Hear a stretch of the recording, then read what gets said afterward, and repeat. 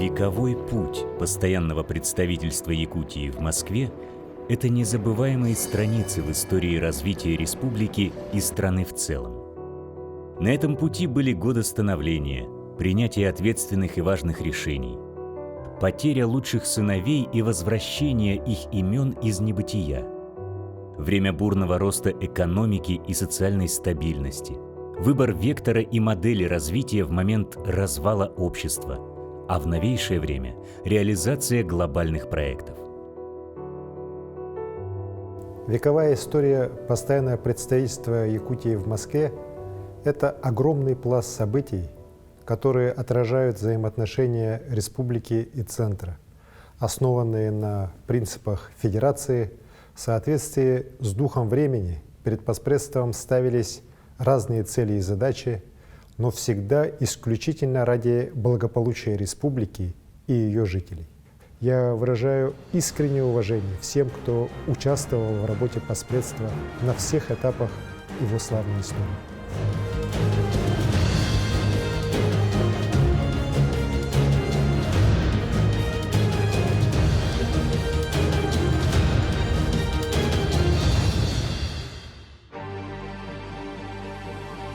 Когда же в Якутии впервые возникла идея создания национальной государственности? После февральской революции 1917 года сторонники либерально-демократического развития событий выступили за созыв Всероссийского учредительного собрания, земское самоуправление и автономию области. В конце июня 1917 года состоялась конференция якутской интеллигенции во главе с Демократическим союзом «Свобода», затем переименованной в политическую партию Якутский трудовой союз федералистов. На съезде было принято решение поднять вопрос о федеративном устройстве российского государства с целью провозглашения якутской автономии в составе Сибири. Из письма Платона Аюнского к революционно настроенным единомышленникам.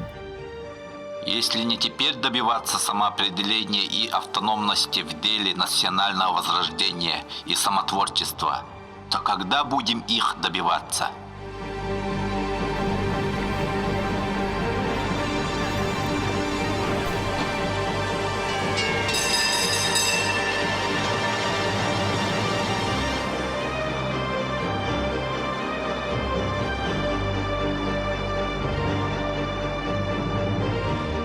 Настал тот день, когда в Народном комиссариате по делам национальностей предстояло поднять вопрос об автономии Якутии. Степан Оржаков, Георгий Ефимов и Владимир Веленский-Сибиряков, будучи делегатами 8-го Всероссийского съезда Советов, впервые в Москве обсуждали тему автономии Якутии. Максим Амосов, думая о выступлении соратников в Москве, телеграфировал из Якутска. В какой форме можно осуществить якутскую автономию? Автономная республика или автономная область? И какова точка зрения Центра по этому вопросу? Амосов тогда возглавлял Якутское губернское бюро РКПБ, и ему было всего 23 года. В тот памятный день якутянам предложили написать проект об автономии. После согласований с Якутском Степан Оржаков предоставил в Народный комитет национальностей документ, где содержались данные о состоянии хозяйств, культуре Якутии и ее национальном составе. Далее было принято решение о создании якутского отдела при Наркомнаце. В Якутске обсуждалось предложение Сибирского бюро Компартии о возможностях автономии. Но Якутское губернское бюро РКПБ большинством голосов высказалось против автономии, сославшись на неустойчивое положение советской власти. В Сибирском бюро партии Платон Аюнский выступил с докладом, и там же возникли разногласия. Организация якутской автономии не вызовет революционного движения среди населения и повлечет за собой захват региона Японией или Америкой. Имейте в виду, отказ автономии не соответствует ленинской национальной политике и разжигает среди якутов националистическое движение.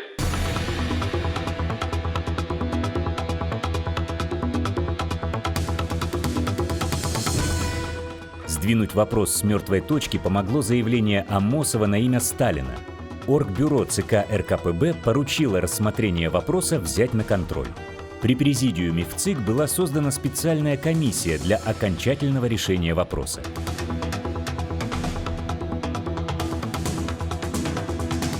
На совещании Якутского губернского бюро вопрос об автономии опять вызвал жаркие дискуссии. Но Амосову, Аюнскому и их единомышленникам удалось получить большинство голосов за автономию. На первом съезде ревкомов Амосов выступил с обстоятельным докладом, и участники съезда, наконец, высказались за предоставление статуса автономной республики. Из письма Сталина в Наркомнац. Предлагаю рассмотреть предложение Амосова о предоставлении Якутии прав автономной республики. Я поддерживаю Амосова. На закрытом заседании Политбюро ЦК РКПБ, где рассматривалось предложение о выделении Якутской области автономной единицы, по телефону были опрошены члены Политбюро. Затем было принято решение передать вопрос в президиум в ЦИК для окончательного оформления. Продолжительная и кропотливая работа за государственность Якутии получила положительный отклик. Далее президиум в ЦИК утвердил постоянное представительство Якутии в Москве, в состав которого вошли Амосов, Гаврилов и Столыпин. Создание представительства конкретно связано с работой по созданию нашей республики. Конкретно. Это первая задача, которая стояла перед нашим постоянным представительством. Они фактически создали, а потом уже президиум ЦИК по рекомендации Губбюро Якутии утвердил постоянное представительство. Наступила долгожданная весна 1922 года, когда вышло постановление Президиума в ЦИК об образовании Якутской автономной Советской Социалистической Республики. Наша республика и в самом начале была лидером среди постпредов. Амосов, Максим Кирович Амосов, наш лидер, организатор, вдохновитель и руководитель автономной республики, он был в начале, до того, как стать руководителем республики, был постпредом. И вот он практически смог поставить интересы республики довольно на высоком уровне. И имел выходы тоже на руководство тогда Совнаркома, других уровней власти федеральных через видных тогда революционеров. Это, поэтому 100 лет лидерства постпредства я хочу даже подчеркнуть в связи с этим юбилеем. Исторический день провозглашения автономии Якутии состоялся благодаря отважным пассионариям, которым идея развития республики была важнее, чем их собственная жизнь. Таковы были обстоятельства, и они выполнили свою первую миссию. Но еще предстояло доказать жизнеспособность молодой республики. В этот период Максим Амосов, как постоянный представитель якутского правительства при президиуме в ЦИК, решал не только государственные и хозяйственно-экономические вопросы, но и добивался для республики всех видов помощи – материально-финансовой, научной, культурной и кадровой. Республике нужны были специалисты, владеющие деловой хваткой и знанием торгово-промышленных операций. Таковым оказался Андрей Илларионович Мордвов. В условиях острой нехватки финансовых средств для нужд республики Мордвов за короткий период создал финансовый задел, а в правовом поле Якутии определился юридический статус представительства.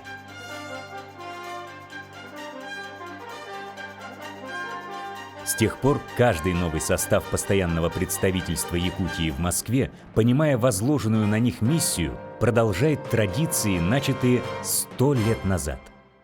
На каждом этапе постоянное представительство было разным. Оно сегодня вот такое, вчера оно было другое, позавчера было третье.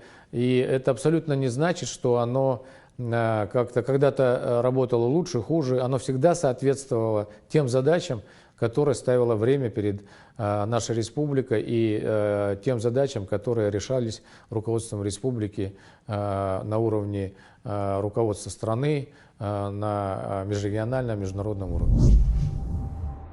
События, происходящие в стране, напрямую отражались в жизни якутян. В период новой экономической политики, когда страна находилась в состоянии разрухи, а население голодало, то только золотые прииски Алдана могли стать локомотивом развития промышленности и экономики в целом. Амосов, думая о насущных проблемах республики, писал: Якутия должна познать себя, природные и человеческие ресурсы, свою историю, свою культуру. Якутия должна знать свое прошлое и настоящее для того, чтобы найти пути к развитию производительных сил своей страны. В 20-е годы постпредство и правительство Якутии продолжительное время вели переговоры о проведении научной экспедиции на территории Якутии. Наконец, в мае 1925 года в северную столицу приехал первый научный отряд ученых Российской академии наук. За годы работы комплексной научной экспедиции были изучены проблемы демографии и быта коренных жителей, природно-климатические условия, производительные силы и ресурсы края. Далее был разработан генеральный план реконструкции народного хозяйства Якутии на ближайшие 10-15 лет. Ити чинчиилерге элбек академиктар, элбек член-корреспонденттар, элбек профессордар кыттыбыттара онна бейлерин, үлелерин бу беге республикабыт сайдыдын тугугар тухулабыттара. Олихин беги бу сүйсел устата республикабыт түмүктерин ити экспедицияны кытта, науканы кытта хебестейбит. Тоғы детекка беге сетихилер бит тоқ бар бара қайысқаны кытта хебестектер. Ити экономиканы кытта, беге бу сирге бар байбытын туғағата харарга медицина, тықайыстуата, юректахин наука барыта ити экспедиция түмүктерин ылыммыта. Первым представителям Якутии в Москве приходилось работать в непростых условиях. Именно постпреды, поднимая жизненно важные проблемы, впервые ввели понятие «северный завоз», а также отстояли Алданский округ и тем самым сохранили территориальную целостность Якутии.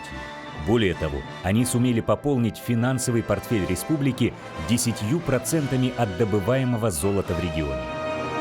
20-е годы завершались, и в республике не утихали волнения оппозиционных сил, а в стране набирал обороты маховик сталинского террора. Первые повстанцы Тунгусского восстания были прощены и амнистированы.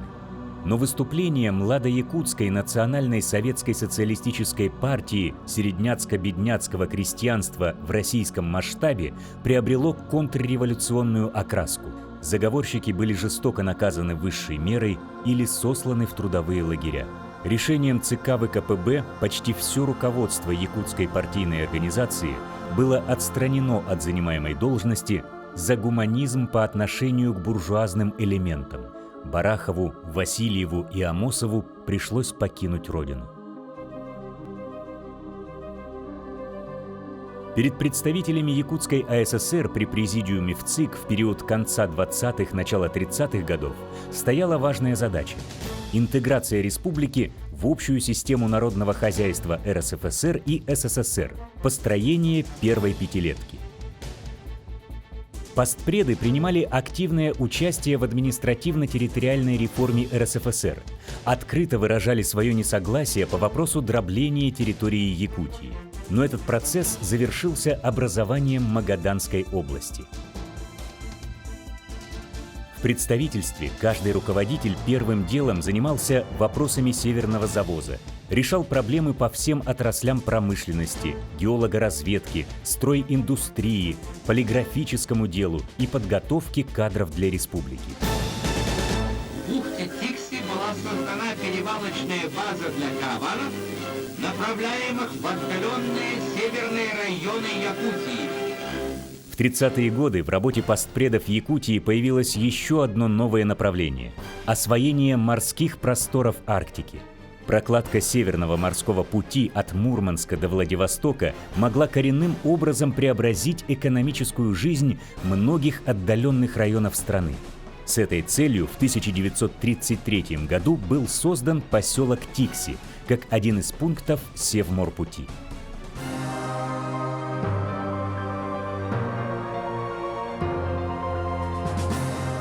Плеяде постпредов второй половины 30-х годов пришлось работать в очень сложный период. В стране укрепилась тоталитарная система. Жестоко каралось малейшее инакомыслие от генеральной линии Компартии. Многие предшественники на ответственном посту постпредов уже были объявлены врагами народа.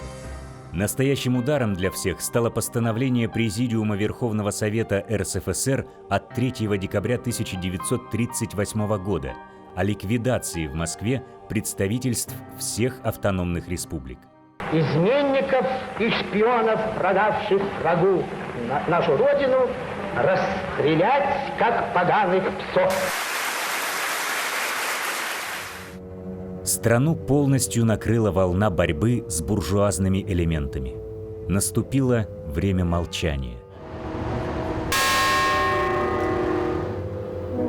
Правду о трагической судьбе якутской интеллигенции того времени узнали спустя 6 десятилетий.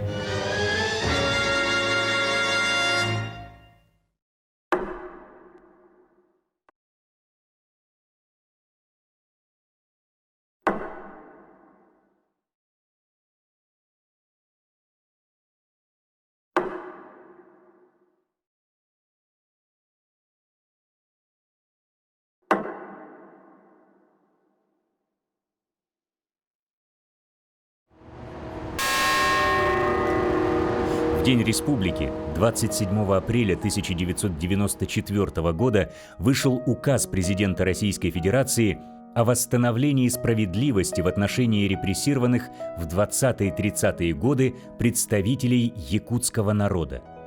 Многие имена безвинно убиенных воспряли из небытия. Памятник посвящен всем, чьи судьбы трагически оборвались в самом рассвете сил, в изгнании, вдали от родной земли.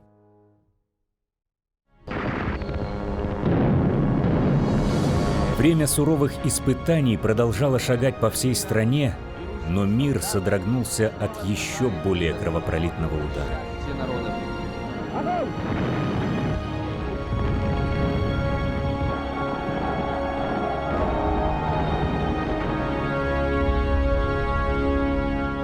Память о героическом подвиге якутян-защитников Родины и трудового народа бессмертна.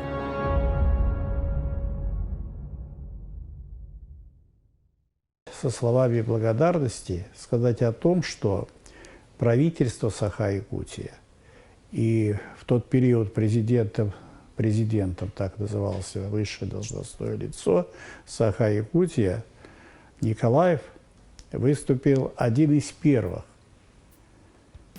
из народов Советского Союза, пусть и в границах России, с инициативой увековечить память своих земляков. Это уже сейчас, спустя большое количество лет, люди обратились к той памяти. Но первый памятник своим землякам, первое братское захоронение, построили на территории нашего Ржевского района, это якуты. Они тем самым увековечили память снайперов, якутских снайперов, которые погибли в боях за интересы Советского Союза. Я благодарен всем коллегам, сотрудникам представительства, постпреду Андрею Санаминовичу Федотову. Люди работают от души, болея за родную республику, с чувством гордости и понимания высокого достоинства нашей Якутии. Каждый якутянин может прийти в постпредство и почувствовать себя защищенным, ощутить поддержку земляков. Якутян, живущих за пределами малой родины, объединяет общественный совет. Именно по их инициативе и при их непосредственной поддержке при работе постпредства к 75-летию победы в Великой Отечественной войне установлены новые мемориалы воинам из Якутии, в в Калининградской и Тверской областях. Установлен памятник в Крыму.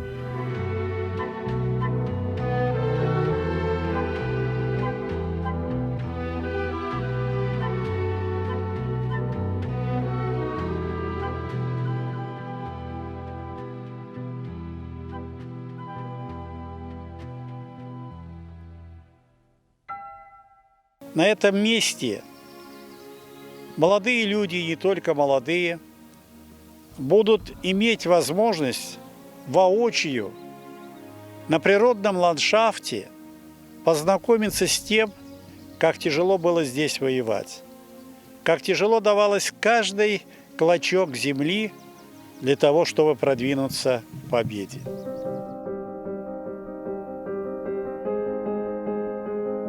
В 2007 году вот на месте вот этого Сергея к 75-летию Победы стояла Сергея в деревянном исполнении, очень красивая Сергея.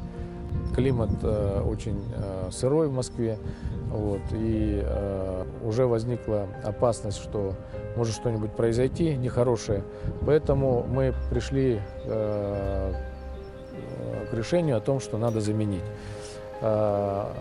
Учитывая и проведя все необходимые сакральные мероприятия, значит, с их позволения, мы выполнили эту работу. Замечательный Сергей, который сегодня, как я вижу, становится уже местом почти обязательного посещения всех якутян, не только живущих в Москве, но и всех гостей, которые бывают у нас в столице. Сергея установлено в память о Великой Победе, 75-летие Великой Победы в Великой Отечественной войне. Потому что историческая память – это и есть та основа вообще могущества, спокойствия и обеспечения будущего нашего общества и государства. При постоянном представительстве работает общественный совет, география членов которого распространилась далеко за пределами Якутии и России. Каждый из них – негласный амбассадор якутской культуры и республики в целом. По своей инициативе хотим создать собственную площадку. Есть много инициатив. Вот, например, еще могу назвать инициативу по созданию туристских маршрутов в Москве и Санкт-Петербурге, связанных с нашей республикой. Потому что, конечно, многие якутяне здесь учились, здесь жили, много есть различных сюжетов. Да, вот, например, проходя мимо Московской консерватории, можно рассказать о первом якутском композиторе Адаме Скрябине. Разумеется, много мест, связанных с нашими политическими, культурными деятелями, такими как Максим Кирович Амосов, Платон Алексеевич Слепцов-Ваюнский и так далее.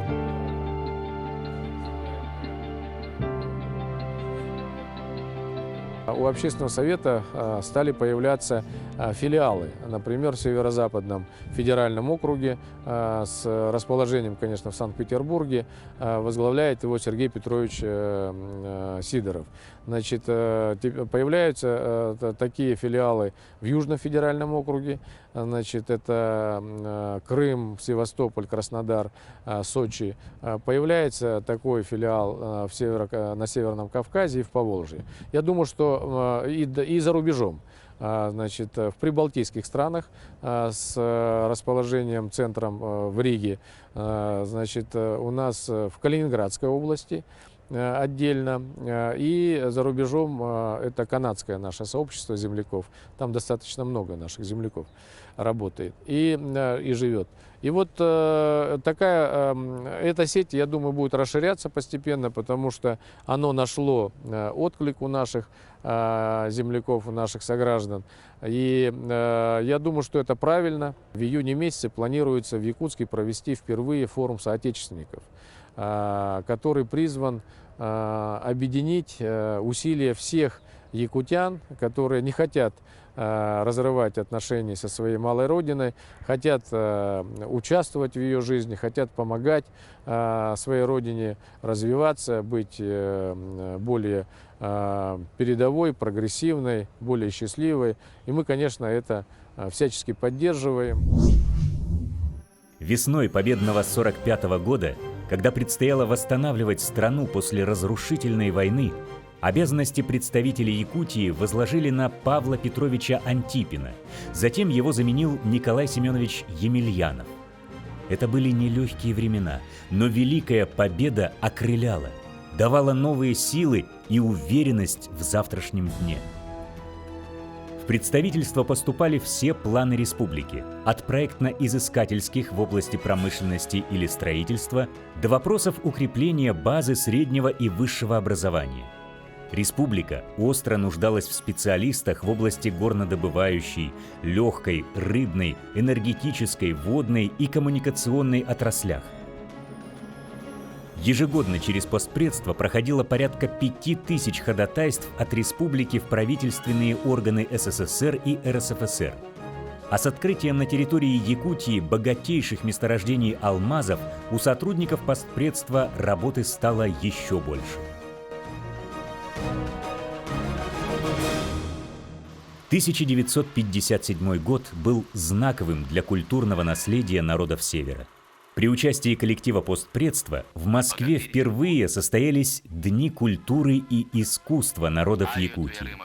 Именно тогда на весь Советский Союз прозвучали имена Сергея Зверева, Дмитрия Ходулова, Анны Егоровой, и перед московской публикой была представлена опера по героическому эпосу «Нюргун-Боту». В 60-е и 70-е годы представители постпредства уделяли внимание вопросам улучшения жизни северян. В частности, в оказании помощи совхозам и колхозам районов Крайнего Севера. Впервые была выдвинута идея о комплексном развитии северных регионов страны при взаимодействии научных и производственных структур. Вслед за алмазодобывающей промышленностью на арену вышли нефтегазовая и сурьменная промышленности, формирование Южно-Якутского территориально-производственного комплекса, строительство железнодорожной линии Тында-Беркакит, Нерюнгринской и Якутской ГРЭС, других отраслей науки, культуры, народного образования и здравоохранения. Когда республика стала экономически развиваться, раньше был богом забытый край, не стал развиваться, естественно, к республике стали проявлять интерес иностранные спецслужбы. До этого в Якутии иностранцев вообще не было. Кстати, первым министром иностранных дел Иннокентий, говорит, у нас даже не было Министерства иностранных дел в автономных республиках в Советском Союзе. А так как приезжали, то мы решили, что Иннокентий говорит, что первый зампред Совета министров, он может официально представлять. И он все делегации встречал все. Так что вот первый прообраз министерства Иннокентий Гаврилович. Постпредство периода 70-х-90-х годов занималось подготовкой программы о комплексном развитии производительных сил ЯССР на период до 1980 года, где предполагалось строительство депутатского ГОКа, а также территориально-производственного комплекса в Южной Якутии и развитие цветной металлургии. Все документы, письма, многочисленные обоснования, проекты постановлений, распоряжений – все проходило через представительство. На долгие годы тандем Игнатьев-Шубин был гарантом успеха в работе. Вместе они выполняли труднейшие поручения руководства республики. Мы, конечно, жили проблемами нашей Якутии, работали на нее. У нас не было, наверное, выходных. Нас было мало, всего 7 человек, и наш постпред Иннокентий Гаврилович Игнатьев. Последние десятилетия XX века стало переломным для всей многонациональной страны. Время перемен одновременно открывало перед каждым регионом новые возможности. Я думаю, что вообще главная помощь – это кое в чем дать больше самостоятельности. Клянусь своей честью и достоинством, что буду добросовестно выполнять обязанности президента Якутской Саха Советской Социалистической Республики. Тогда первым делом стал вопрос разграничения собственности. Это наша республика настойчиво этот вопрос ставила, и мы практически 2 года работали по этому вопросу. потому что без собственности невозможно было выжить. И вот разграничение собственности мы все же добились. Подписано это соглашение на высшем уровне со стороны Центра, президентом России Борисом Николаевичем Ельциным и со стороны республики президентом республики. Указ имел огромное историческое значение. Впервые якутяне получили право на свою долю в добыче и реализации природных ресурсов. Республика имела право оставлять у себя 10% от добычи ювелирных алмазов и золота, 100% от технических алмазов, 20% в валюте, вырученной от реализации алмазов и другой продукции. Россия – огромная территория. Его управлять не так просто. И притом разница между Калининградом и Чукоткой – это просто очень большие. И по географическим условиям, по историческим, по национальным и так далее. Вот удивляет то, что вот в этой огромной территории Россия смогла сохранить все. В рамках торжественных мероприятий, посвященных 360-летию вхождения Саха, Якутии, в состав российского государства, в последние дни октября в Москве состоялась презентация постоянного представительства Республики Саха при президенте Российской Федерации. Тем более, что для этого был еще один повод – 70-летие открытия якутского представительства в столице. В это нестабильное время постоянное представительство Якутии в Москве получило новое дыхание, переехав в здание в самом центре Москвы, у Красных ворот. Федерации Борис Николаевич Ельцин. В новейшей истории государства, когда в 1992 году под руководством первого президента Якутии Михаила Ефимовича Николаева первым из регионов было образовано постоянное представительство республики при президенте России, его возглавляли Зоя Афанасьевна Корнилова, Климент Егорович Иванов. Их работу продолжили коллеги. В этом зале работали все наши руководители, начиная от начала 90-х годов, от Михаила Ефимовича Николаева, Вячеслав Анатольевич Штуров, Егор Афанасьевич Борисов и сегодня Асин Сергеевич Николаев. В этом зале были и многие большие руководители, начиная от президента первого Российской Федерации новой Бориса Николаевича Ельцина,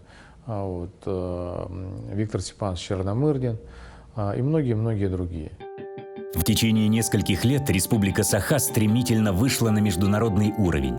Были установлены культурные, торгово-экономические и научно-технические связи с более чем 50 странами. Наш первый президент Михаил Николаев с присущей ему прозорливостью инициировал, создал и организовал аж 14 постпредств и представительств.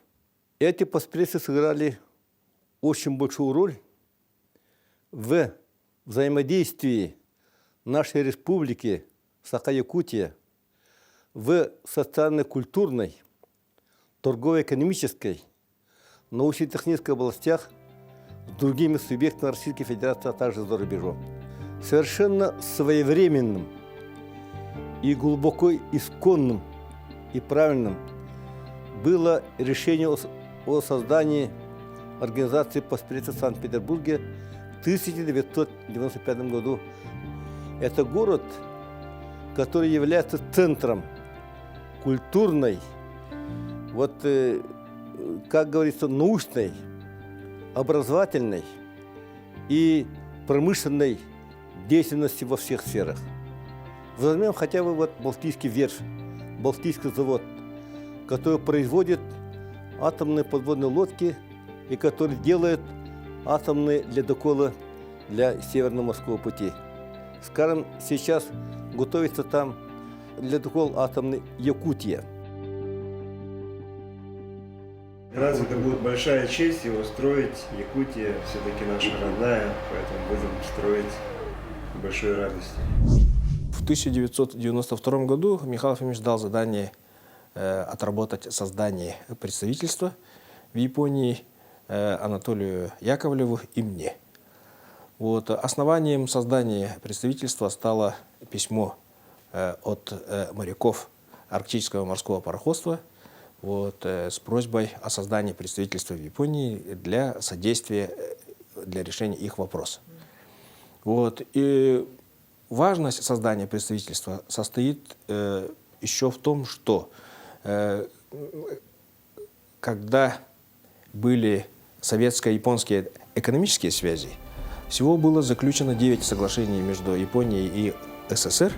Из них 6 соглашений имели прямое отношение к республике Саха-Якутия. Это южно-якутские каменные угли, город Нерингри, поставка каменных углей и строительство железной дороги от Бама до Тында-Беркакит.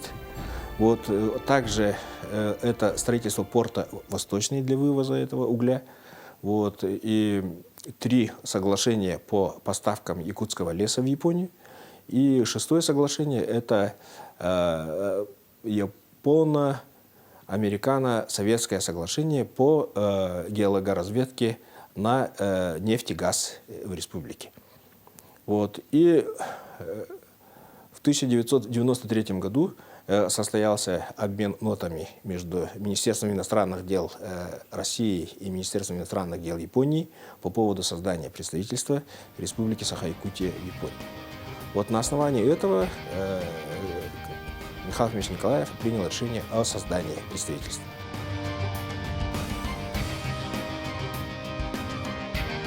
Наступило время, когда Северная Республика стала смело поднимать проблемы, касающиеся достойного и комфортного жизнеобеспечения населения Крайнего Севера. Всех косили равной косой, на равной равнине. Почему? Почему? Потому что, допустим, Белгородская область совершенно другой регион. Так ведь это. Смоленская область, Московская область совершенно другие регионы. Близко к центру, там климат другой, капиталоемкость совершенно другая.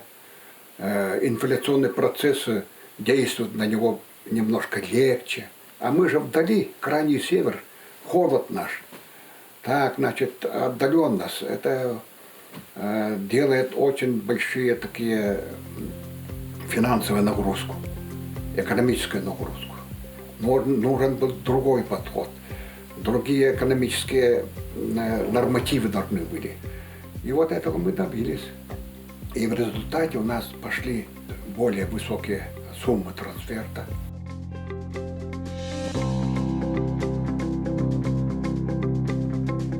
В 90-х годах нам удалось за счет этого развития прошлого этапа устоять, удержаться. Руководству того периода удалось сохранить базис экономический, прежде всего человеческий базис, капитал. И это позволило в нулевых и в десятых годах разогнать развитие и сегодня получить его очень высокий эффект.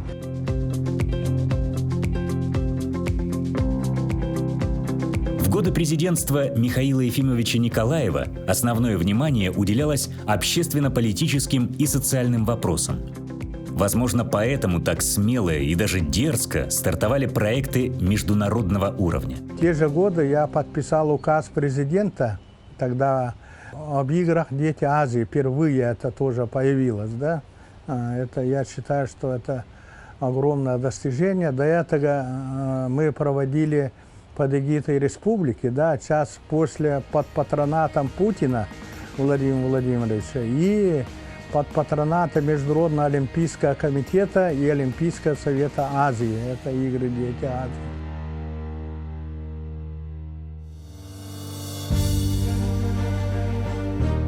С приходом в республику нового президента Вячеслава Анатольевича Штырова на первый план вышли вопросы финансово-экономические, решение которых в перспективе должно было поднять благосостояние населения. Страна перешла на казначейское финансирование, что означало полную централизацию всех финансовых вопросов.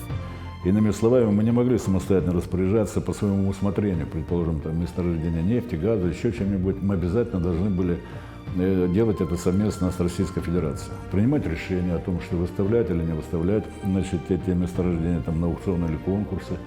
Передавать, значит, на основании принятых решений, значит, передавать их в установленном порядке, как это положено. То есть на основании конкурса, на основании там, аукционов и так далее, и так далее. Делить между собой доходы, которые при этом получались. Иными словами, это было совместное такое ведение. Начало 21 века ставило перед республикой и постоянным представительством масштабные задачи. К примеру, завершить строительство железной дороги Беркакит-Тамот-Якутск, защитить проекты, реализуемые при поддержке федеральных целевых программ. Итогом данной согласованной, координированной работы главы президента республики, правительства республики, министерств и ведомств республики и постоянного представительства стало то, что в январе 2006 года президент Российской Федерации Владимир Владимирович Путин посетил нашу республику. Это начало, новой эпохи, и самым значимым было то, что после приезда Владимира Владимировича Путина были даны ряд очень конкретных, очень значимых поручений правительству Российской Федерации и Республики Саха-Якутия. И на основе этого был зарожден очень важнейший документ социально-экономического развития Республики Саха-Якутия, схема комплексного развития производительных сил, транспорта и энергетики Республики Саха-Якутия до 2020 года. В середине 2000-х годов мы решали очень большие вопросы, связанные с собственностью. И тогда президент Республики Саха-Якутия Вячеслав Анатольевич Туров и команда, которую я работал как председатель правительства, сделали все возможное, чтобы интересы Якутии были защищены. И мы из этой ситуации вышли очень достойно, и было принято решение с поддержкой президента тогда Владимира Владимировича Путина, что было заключено мировое соглашение в решении этой проблемы. Все были решены в интересах Якутии. Это мы, в отличие от других субъектов, очень много приобрели. Приобрели федеральную дорогу Видвей. Она была субъектовая дорога, стала федеральной, финансируется за счет федеральной. Федеральный университет государственный имени Максима Кирилловича Амосова. Мы получили аэропорты федеральной собственности. Мы получили очень много ресурсов за счет решения проблемы с Якутоуглем, 2 с лишним миллиардов долларов, за счет которых построены много социальных объектов, железная дорога. Все это было большой победой. Но это благодаря того штаба, представительства, где сидели наши специалисты и совместно работали здесь днями, ночами. Взаимодействие между субъектами федерации – это одно из важнейших направлений региональной политики государства. Мост сотрудничества, проложенный однажды между городами и людьми, может стать основой продолжительных и плодотворных отношений, в том числе торгово-экономических связей, улучшения инвестиционного климата и условий для развития предпринимательства, увеличения товарооборота между регионами, укрепления связей в сферах культуры, науки и образования. А прокладывают эти мосты люди. Между Якутией и Москвой подписано соглашение в 2012 году о сотрудничестве по всем сферам. И, конечно, это соглашение сейчас реализуется. В рамках реализации этих соглашений у нас проходят различные деловые мероприятия, а также культурные, патриотические, спортивные и так далее. Вот в их ряду очень большой такой форум, арктический, международный арктический форум, где участвует Якутия. Дни регионов Якутии в Москве, где также республика очень активно участвует не только в торговле, но и в проведении других мероприятий.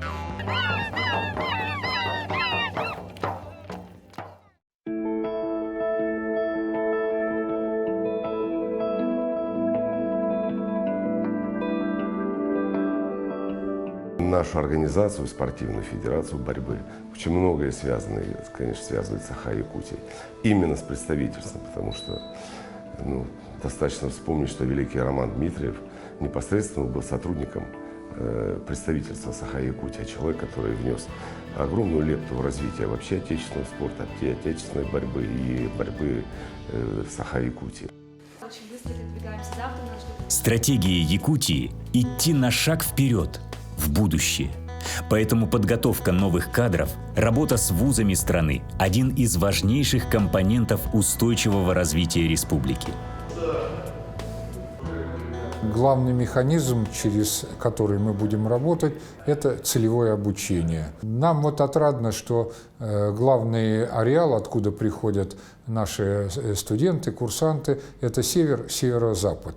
Соответственно, возвращаясь назад, работать они не тяготятся теми условиями, потому что это их родные, нормальные условия пребывания, и в этом плане мы находимся в выигрышном положении. Мы сейчас разрабатываем дорожную карту, которую, конечно, совместно утвердим с двух сторон, и дальше будем работать уже по этой дорожной карте.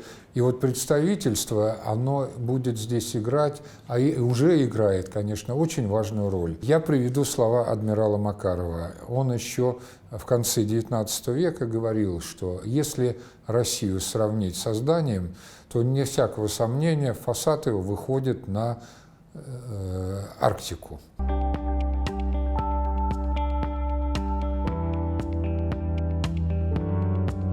Мы не только занимаемся образованием, но и сотрудничаем в области выполнения инновационных научных работ. Республика Саха, как самая большая республика, содержит, через нее проходит наибольшее число автозимников.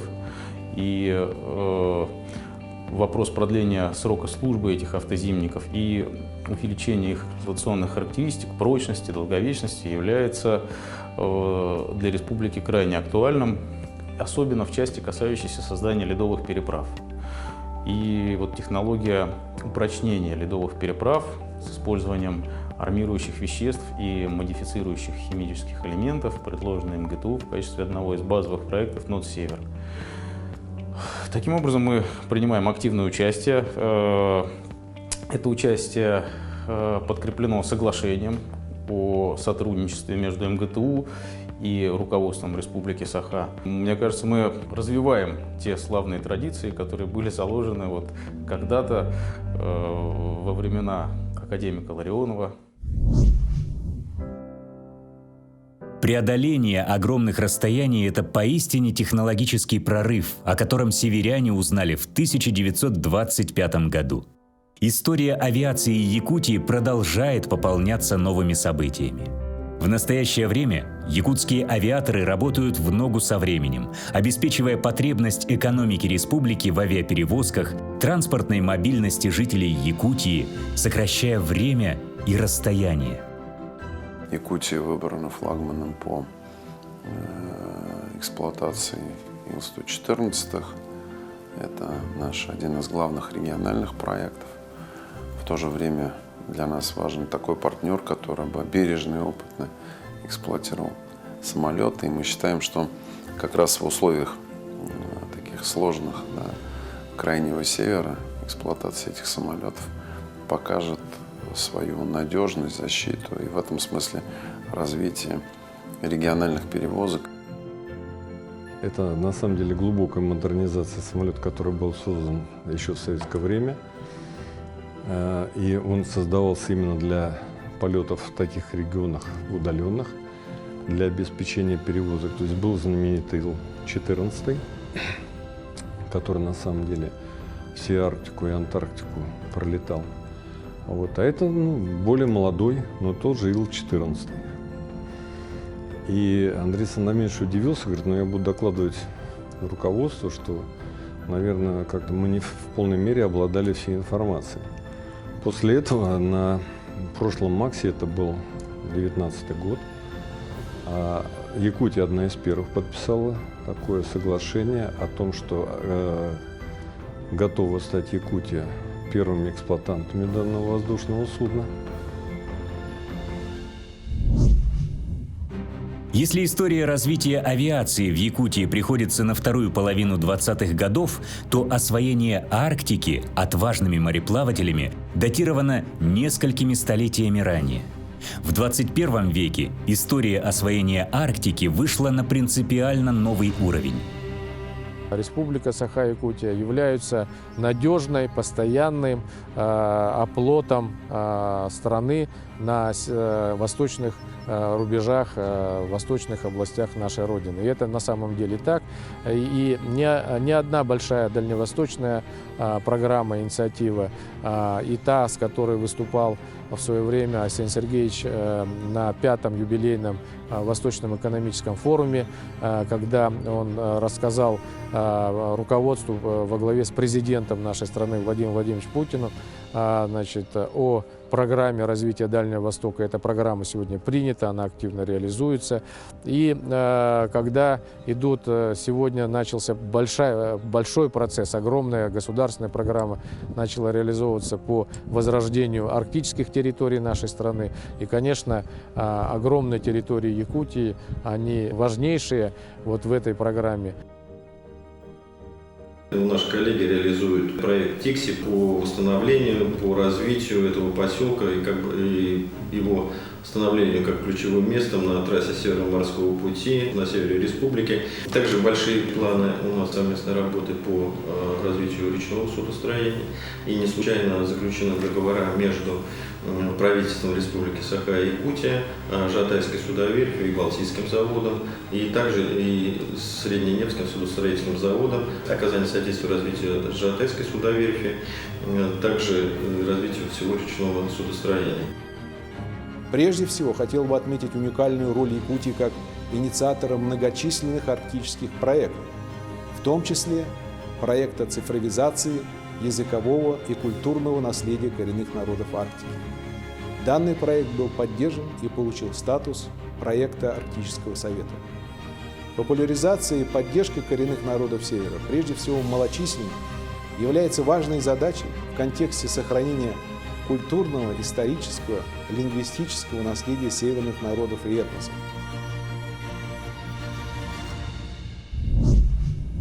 Якутия и Крым ассоциируются как холод и пламень, но в реальной жизни между ними мысленно протянулся мост дружбы. Нас объединяют мосты. Без мостов нет дороги, без мостов нет общения. Крымский мост построен, Ленский мост мы ждем. И мы прекрасно знаем, что Крымский мост строился тогда, когда на очереди был уже Ленский мост, когда предполагалось начало строительства, но средства были брошены для того, чтобы вывести Крым из той блокады, которую объявили республики и всей России наши противники. Поэтому Якутия проявила солидарность. Сегодня мы солидарны с Якутией. Мы всем сердцем поддерживаем скорейшее завершение строительства Ленского моста, который соединит нас единой трассой, единой дорогой, и мы сможем не только самолетами прилетать друг к другу, но и даже ездить на далекие расстояния машин. Мост! Крым! Построим! Построим мост! Якутск! В последние годы деятельность якутского представительства сфокусирована на проектах республики, связанных с развитием транспортной, социальной инфраструктуры. Одним из ключевых вопросов является строительство Ленского моста и в целом решение проблем транспортной связанности огромной территории республики. Представительство отвечает за проработку содержательной части наших предложений, которые получают поддержку на самом высоком уровне. И таких примеров немало. В круг ответственности постоянное представительство очень широк. Ключевой принцип – максимальный учет интересов Якутии в общефедеральных решениях, встраивание планов республики в стратегические и программные документы страны, продвижение наших законодательных и проектных инициатив.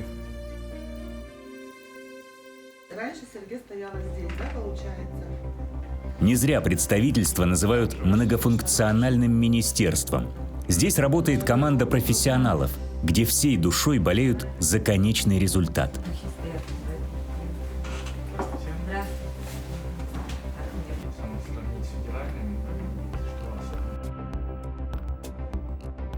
В моем видении находятся два крупных проекта. Это здравоохранение и образование. То есть те крупные социальные объекты, которые сейчас возводятся в республике, они возводятся в рамках национального проекта.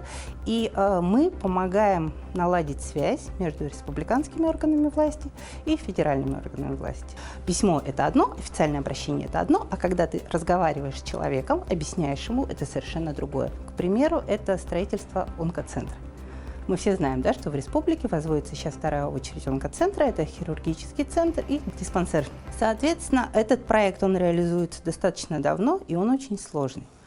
В прошлом году мы добились включения этого проекта в федеральный бюджет, в национальный проект, и нам должны были выделить порядка 6 миллиардов рублей из федерального бюджета на его строительство.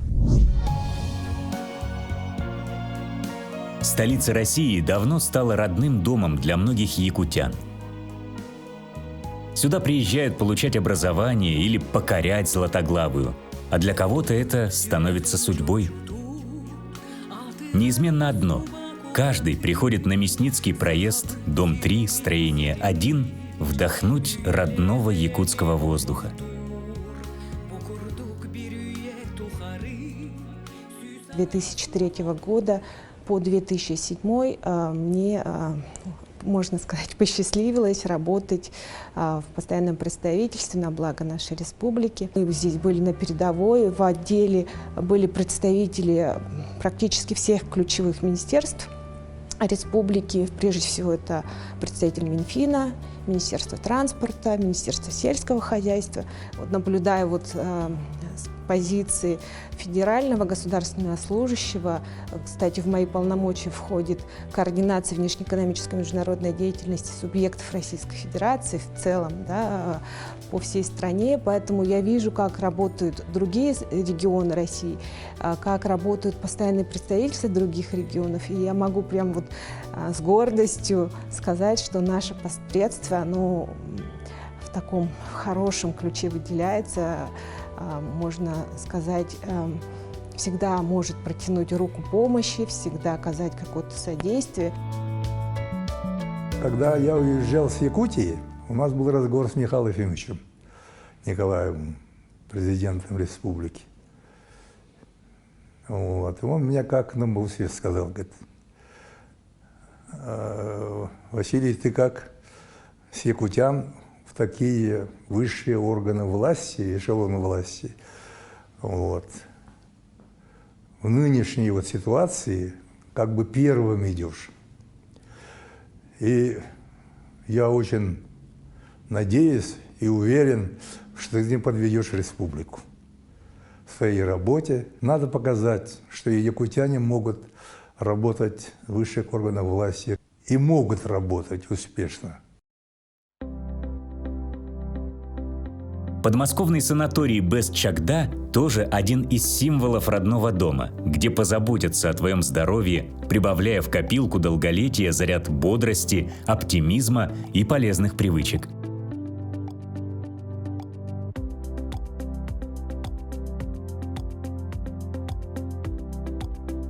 Мы ощутили на себе сразу перемены. Уже утверждена программа развития санатория на ближайшие годы.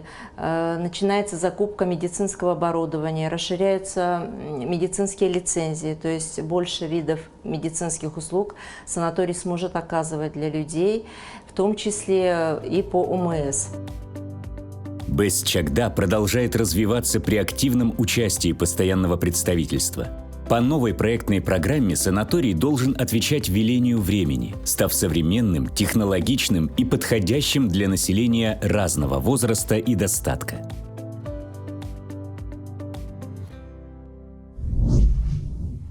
На родине первого космонавта Земли в Смоленской области в 2001 году был установлен памятник матери Юрия Гагарина, Анне Тимофеевне.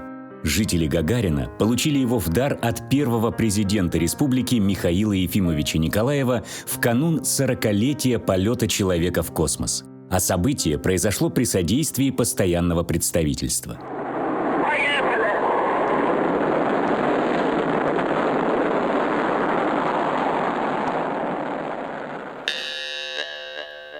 Для народа Саха тема космических далей и высот сродни сюжетным линиям героического эпоса Олонхо, происходящим на 9 ярусах бескрайнего небосвода. Хамус выражает космос нашей души.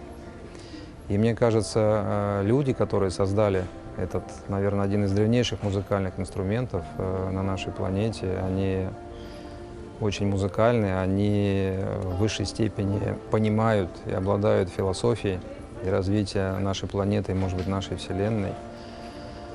Ну, а затем, во втором полете, я взял, так как это был год литературы в России, я взял с собой книжечку Алексея Кулаковского. «Пламя добрых богов» сотворяло подлунный мир в тот день, когда нас, двуногих, они выпускали на землю жить, в тот день, когда нас, якутов, они поселили среди земли, в тот день это племя добрых богов сотворило в подарок нам голосистый. В одно из пребываний в Якутии я был в Татинском районе. Действительно, это был незабываемый прием. Собралась практически вся деревня, может быть, даже весь Улус. Самое интересное, что я почетный гражданин города Гагарин, города Королев, почетный гражданин Татинского Улуса.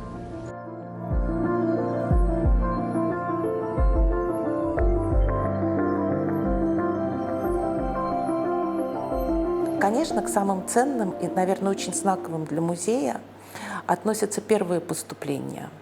В качестве они очень часто очень символичные. И со временем, да, вот открываем в этих новых первых коллекциях новые смыслы. И вот обратите внимание, что за первая коллекция поступает в 1901 году. Регистрируется год спустя. Это коллекция, которая включала в себя предметы по якутской культуре и по тунгусской культуре. И среди якутских вещей были 2 кожаных сосуда для кумыса, для праздника Исых. И смотрите, как все сошлось. Праздник, который сегодня брендирует культуру народа. Якутский праздник Исэх в Коломенском стал традиционным. Ежегодно он собирает в единый круговой танец Осохой тысячи друзей.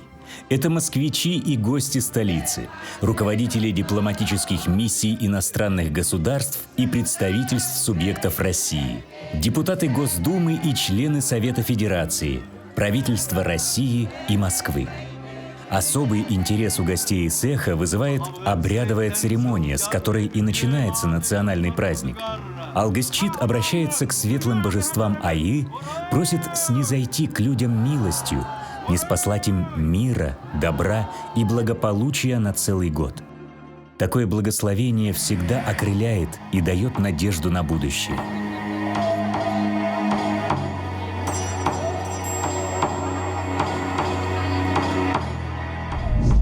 Развитие, я считаю, что все-таки, видя на опыт развала Советского Союза, мы должны уделять самое большое внимание – сохранить федеративность в России. Это главная задача наша. И при этом в составе Российской Федерации. Сегодня потенциал экономический нашей республики очень большой, особенно в Южной Якутии. Я думаю, когда-то придет и проект большого железнорудного плана нашей республики, Южной Якутии. Транспортная инфраструктура получает очень большие перспективы, в том числе и план строительства Якутского моста. В этом направлении тоже очень большая работа предстоит по спредству. Железная дорога пришла в Нижний Бестяк. Это тоже продолжение тех же замыслов, путей для того, чтобы нам через 100 лет было комфортнее жить. И та история, когда ее изучаешь, она дает тебе только силы. Там нет отрицательной истории.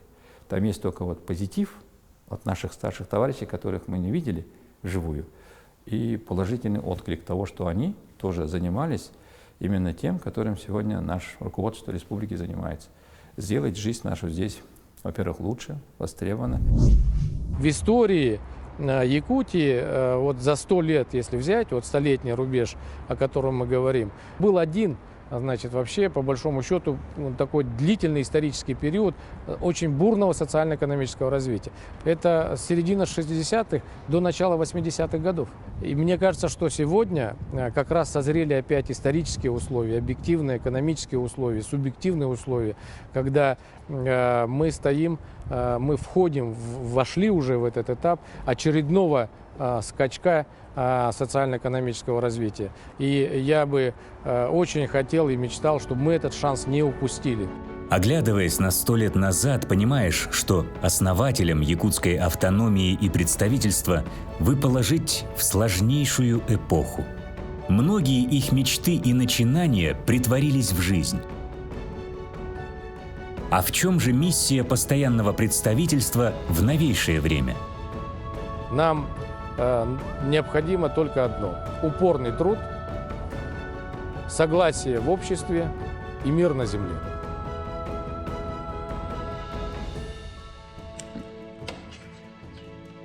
В канун столетия постоянного представительства Якутии в Москве найдены кадры кинохроники, датируемые 1924 годом. Этим уникальным съемкам 98 лет. Спустя столь продолжительное время они возвращаются на родину.